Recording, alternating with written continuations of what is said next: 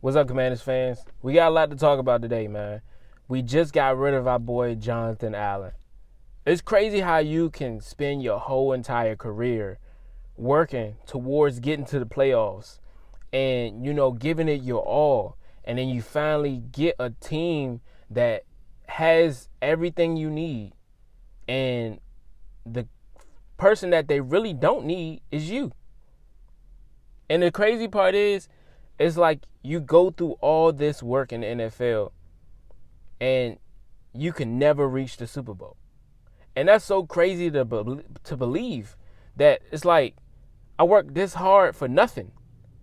And you can be on the team 1 year in your very first year being a rookie and get to the Super Bowl. It's crazy. But by me saying that is saying that, damn, just when we finally get an organization, we get everything right just the way Jonathan Allen wanted, and we end up cutting him.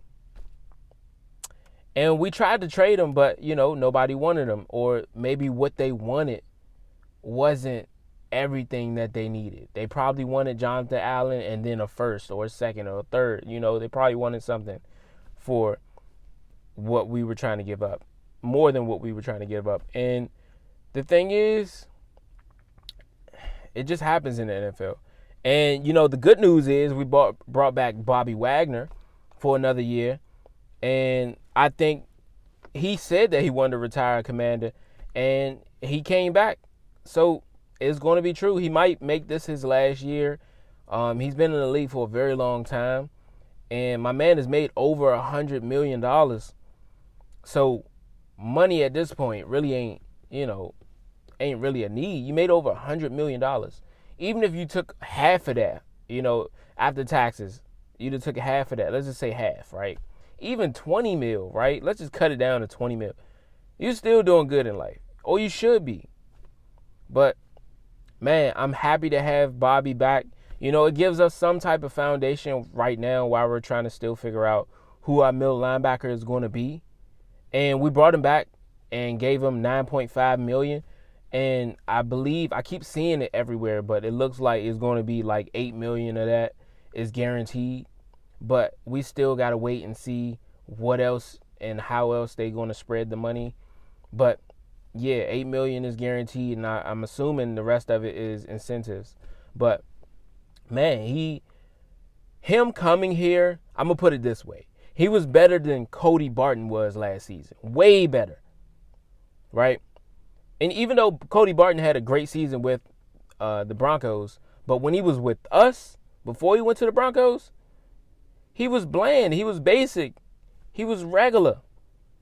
But us getting Bobby gave us a foundation. And then the good news about this, Bobby didn't, wow us last year. But he was a second-team All-Pro.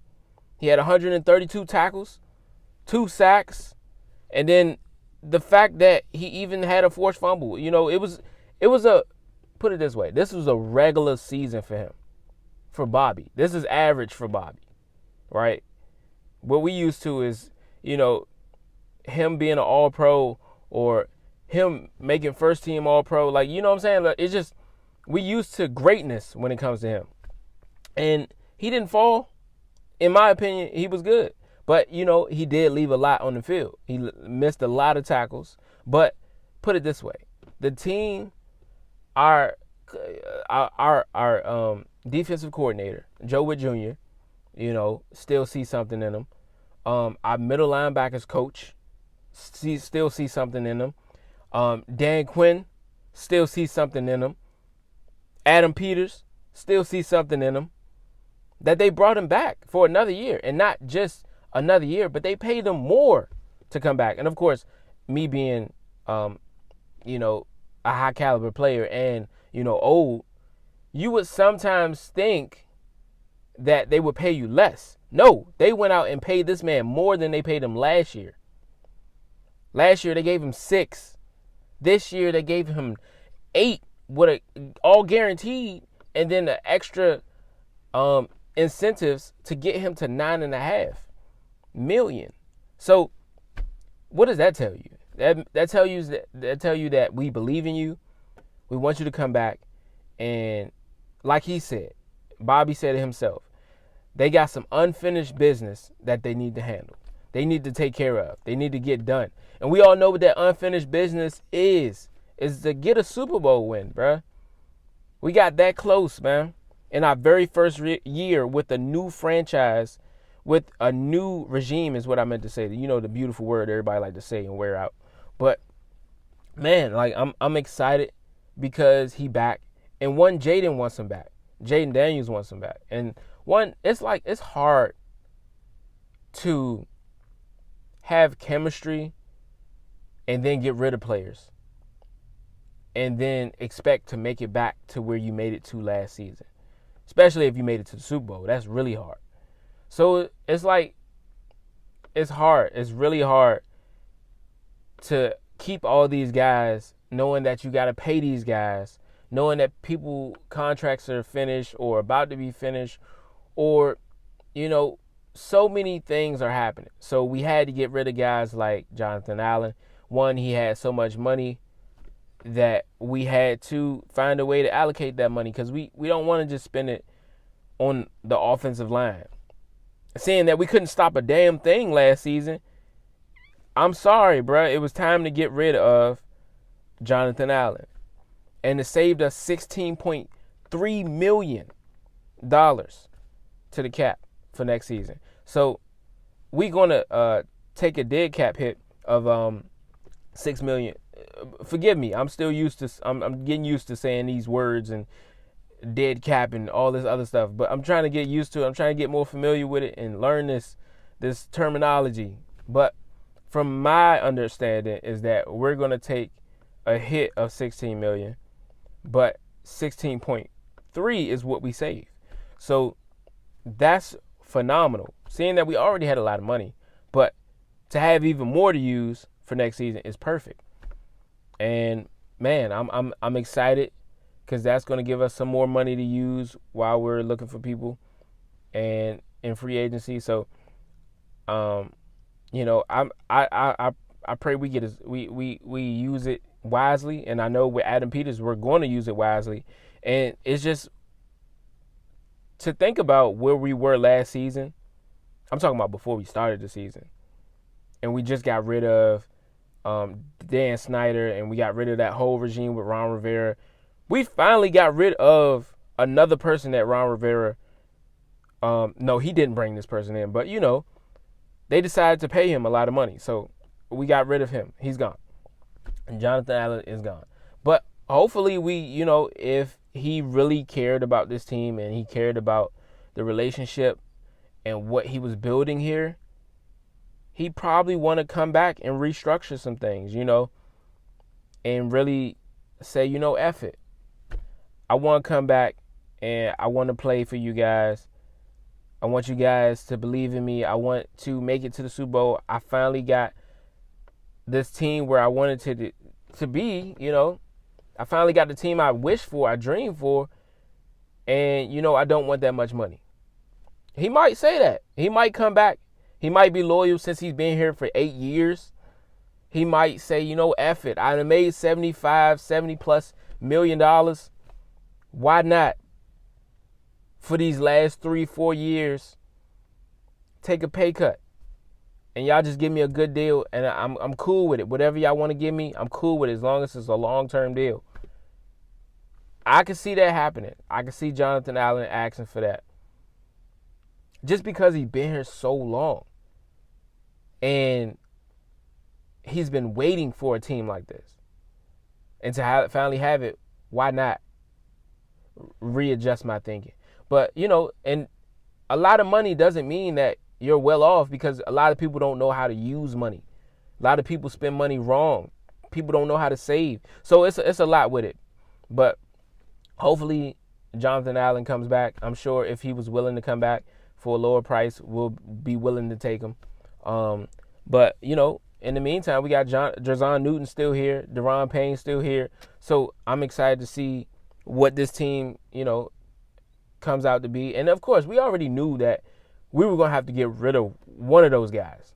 It was going to be Deron or Jonathan. and it just, it fell on Jonathan. So, man, I'm excited. I'm kind of hurt, but I wanted him because I want him to get the best out of what he wanted. He finally wanted a team that was ready to go to the Super Bowl, and he got it. So we're gonna see what happens with him. We still got a few picks. We got a 1, a 2, a 3, a 6, and 2 7s. So who knows what we're gonna do in these next few weeks with these draft picks and how we're gonna use them up and probably trade for more things. But I know we need a lot of things. Our team need a lot on the defense, especially cornerbacks. We know we need defensive ends.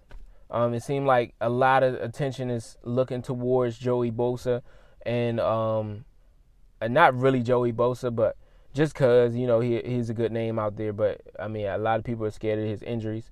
But a lot of people are looking towards Trey Hendrickson. And, man, I mean, we got what they probably want for him. But we know we're going to have to make some money come up. And Trey is nice, bro. He's dangerous. Like, that boy is dangerous. And in the last 2 seasons, he done had 17.5 sacks in each season. So that alone is just telling me that this guy knows how to make it happen, how to get to the quarterback. And why wouldn't I want him on my team, But I'm like, damn, with all that, we might as well stick with Dante Fowler. I mean, they're the same age, around the same age.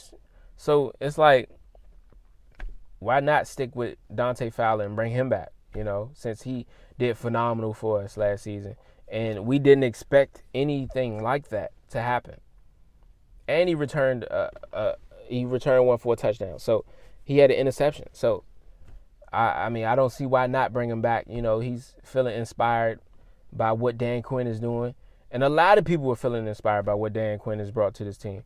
And, man, I appreciate what we have so far. And then, another thing that I was excited about De'Ami Brown, And one, because this was finally the start of what we brought him here to do.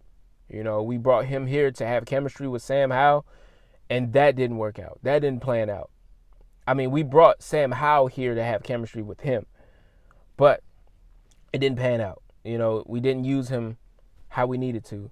And, maybe he just wasn't showing up like he should have in those first few seasons. But last season, he really did his thing, man. Like, if we just talking about overall, we talking about from regular season to postseason, bruh, I'm telling you, he completed 75% of his catches. And that says a lot for him. And I'm talking about playoffs. I'm talking about the regular season. This man had over 500 yards total.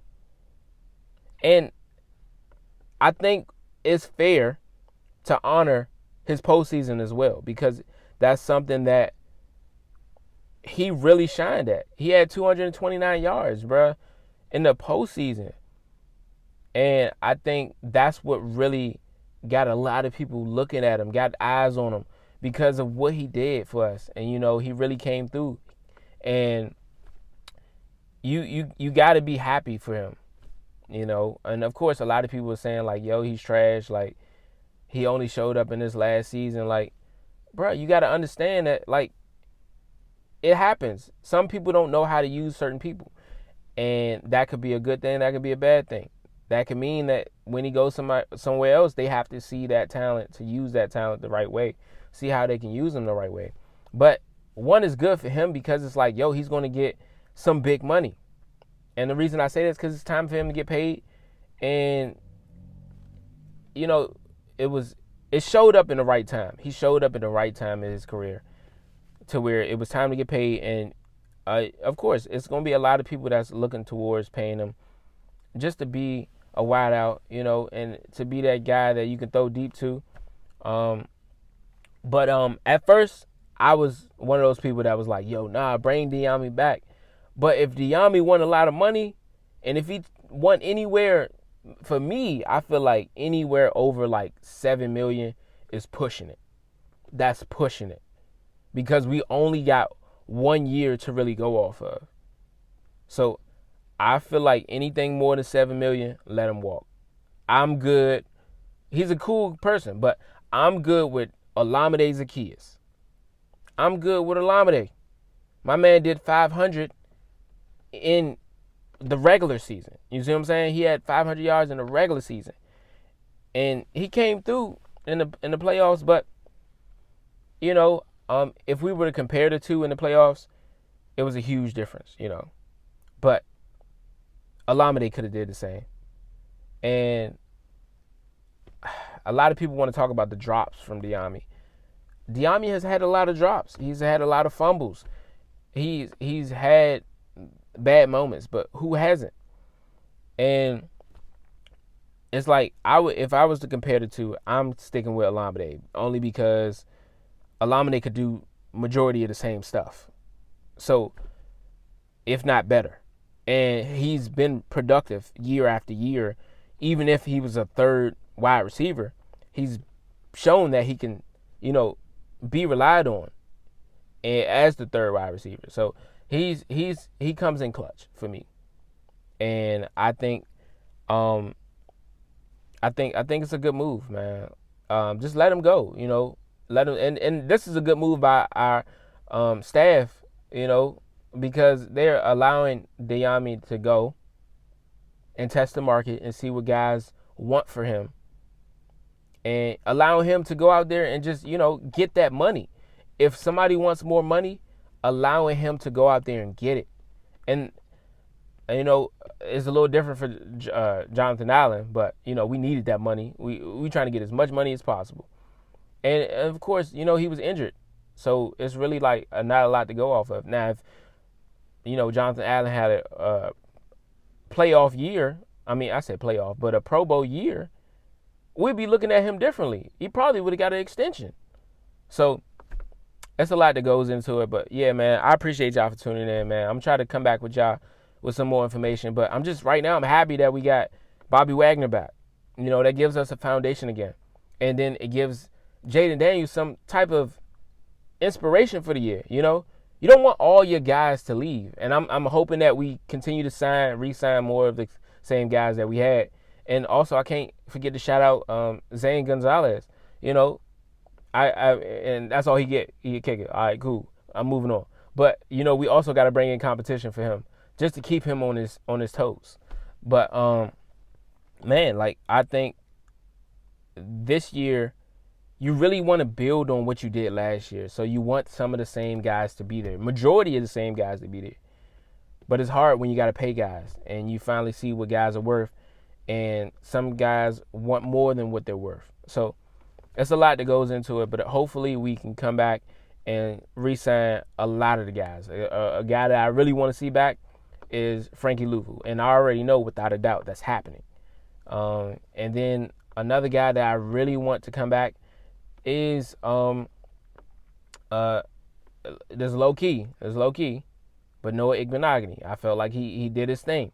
He was decent, and if anything, I feel like Noah Igbenogany's talent is the floor for our cornerback position.